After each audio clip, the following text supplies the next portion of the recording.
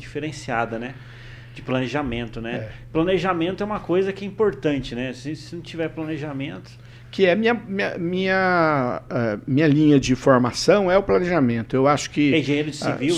Sou engenheiro civil, fui urbanista, tive a oportunidade de ser escolhido uma vez para uma das conferências internacionais na área de habitação.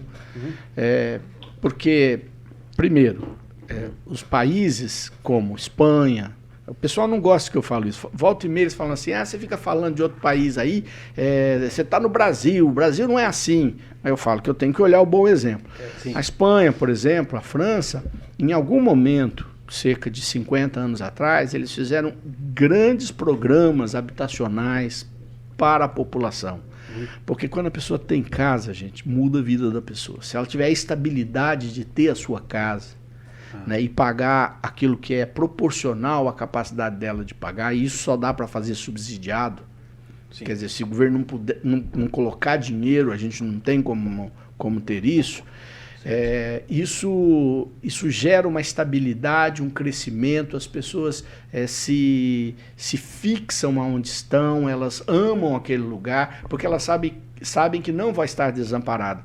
Porque se faltar comida, você consegue na igreja um pouquinho de ajuda, consegue na assistência social, consegue em alguma atividade. Agora, você não tem onde morar, ou então todo o teu dinheiro ir para você poder pagar um quarto dividido com outras pessoas, isso é muito difícil. Então, esse é um tema importante que eu reclamo e vi que outros países planejaram. Se a gente quer chegar em algum lugar, a gente precisa planejar. Eu gosto muito daquela frase, esses dias até vi na televisão, que eu não sou o único que gosta dela, sim, que é aquela que nenhum vento é bom para quem não sabe para onde vai, né? Você não sabe para onde vai, que vento é bom? Nenhum. Sim, então, você precisa saber para onde vai. Então, precisa planejar, precisa pensar que cidade a gente vai ter, porque ela não vai surgir do nada imediatamente. O número de pessoas, por exemplo, hoje, que me procuram, porque tem pais idosos com Alzheimer e não tem onde deixar, porque hoje os dois trabalham fora, e aí alguém tem que abrir mão de trabalhar, e aí a vida fica mais apertada, porque a pessoa que está na casa, ela não é capaz mais. E por que isso? Porque as pessoas ficaram mais velhas. Tem gente que gosta de dizer que bom era antigamente, mas antigamente as pessoas morriam muito mais. As pessoas tinham 8 filhos, 2 morriam. Haviam muitas outras questões que diminuíam a expectativa de vida. Hoje você vive mais. E hoje você consegue viver com remédio, com exercício, melhor alimentação, você consegue viver. Mas a tua cabeça nem sempre. Sim. E o número de pessoas hoje que precisam de ajuda do Estado, o Estado que eu falo, é o município, o que for, para cuidarem dessa dimensão é muito grande. Só que se você tivesse planejado lá atrás, você teria o que fazer hoje. Agora nós já estamos planejando atrasado, só que você já sabe que a próxima geração vai ter muito mais gente que passou da linha dos 70, dos 80, e nem todo mundo vai estar em boa condição. Né? E aí? Você não tem como fazer um depósito, você tem que ter um planejamento. Como é que eu convivo, como é que eu formo, como é que eu vou ter profissionais que entendam disso? O que você identificou assim que está faltando planejamento, assim, né? Tanto de Maringá quanto... É que Maringá a gente é conhecido por ser uma aqui é uma mas ela é planejada urbanamente, mas ela não é planejada nas suas despesas. Porque quando eu olho, eu falo, apesar de que Maringá tem a sociedade organizada, chegou um determinado momento, todo mundo fala isso, mas os mais jovens não sabem. Chegou um determinado momento que os nossos índices de crescimento estavam tão ruins que todo mundo ia perder.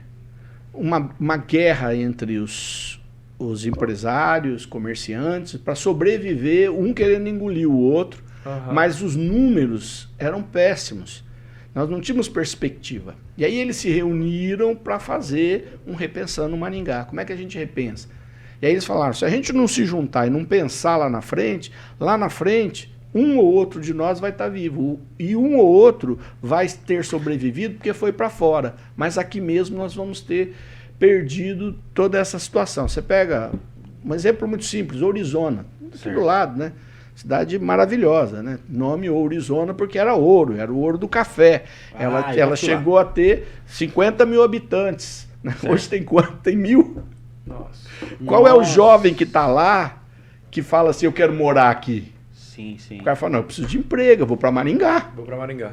Não é? Olha aí, né? Então, isso é planejamento que resolve. Não é da noite para o dia. Então, como é que a gente pode olhar aquilo que nós precisamos investir? Para isso, você precisa ter informação. Não tem como fazer planejamento sem informação. Sim. Então, quais são os clusters, por exemplo, de crescimento da nossa cidade?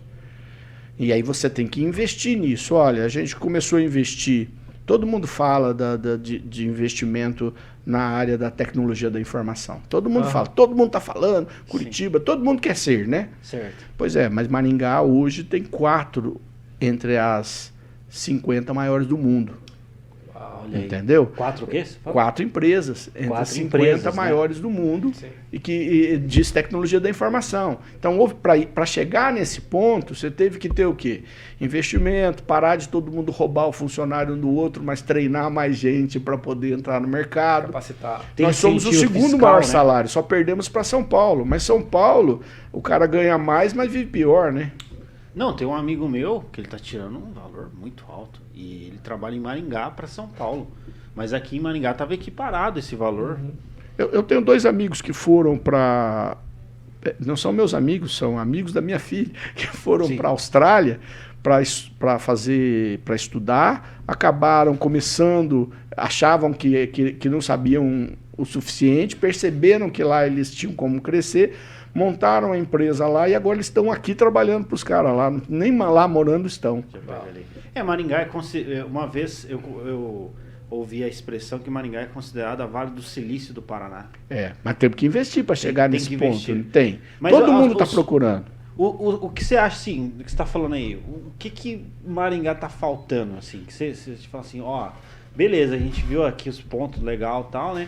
Mas o que, né, você fala, aqui tá ruim, aqui tá difícil. Não, o que falta? É que, na verdade, a gente precisava de grandes reformas nacionais para que houvesse uma interface entre os poderes. Né? Por exemplo, você fala, vou cuidar da educação, que eu sou apaixonado. Né? Aí você pega a educação municipal, o cara tem uma escolinha maravilhosa, perfeita, linda, só falta ter torneira de ouro lá, né? E aí você tem que ter mais gente para poder diminuir as turmas, para eles poderem ficar no mesmo nível das escolas privadas. Não pode porque tem uma lei que diz que você não pode contratar professor além de X%. Então aí você é obrigado a ampliar. Aí o cara termina a escola municipal, vai para estadual, que o banheiro está quebrado, que... Maringá, olha só que coisa. Maringá tem ar-condicionado em todas as escolas estaduais. Funcionando, pouquíssimos, porque a rede de energia não foi feita. Sim. Então estão as caixas lá e o cara não usufrui. Então, isso é planejamento. O que adianta eu comprar um equipamento de ar-condicionado que custa caro se eu não fiz os investimentos na estrutura elétrica para poder abastecer de eletricidade e colocar isso para as escolas? Isso parece tão tolo, né? De se investir. O falta de planejamento. Completamente. Parece ser um erro que não deveria acontecer. Fica lá um depósito na escola cheio de ar-condicionado, tecnologia. E isso tudo é um tendão de Aquiles que a gente tem também. O cara... nós não temos um sistema, nos Estados Unidos isso funciona bem, para que quem ganhe as concorrências, além delas serem transparentes, isso por lei aqui também tem que ser, elas são responsáveis pela renovação daquele serviço. Uma vez a gente estava em Flórida e esses bairros abertos, que é como se fosse um condomínio, né? Não tem muro, não tem nada, bem bonito. E aí aluguei uma casa ali para ficar, né? E aí eu tô andando, tem as máquinas arrancando o asfalto. Fiquei indignado, porque o asfalto estava perfeito. Aí eu fui falar com o cara, parei e fui falar com ele. Falei assim, pô, vocês estão arrancando o asfalto novinho. Ele falou, não, mas nosso contrato diz que a gente tem que renovar isso a cada tanto tempo. Porque se a gente deixa ele deteriorar para renovar, a gente nunca mais vai conseguir fazer. Então, com isso, ele permanece pronto. Dá uma andada nas nossas ruas aqui, ó. E ó que Maringá é melhor do que a maioria das cidades, mas vai procurar buraco para você ver como é que você vai achar. Sim, é então, nós não temos uma estrutura de planejamento que pense no futuro disso. Sim. Então, a gente está sempre apagando incêndio, e isso é muito doloroso.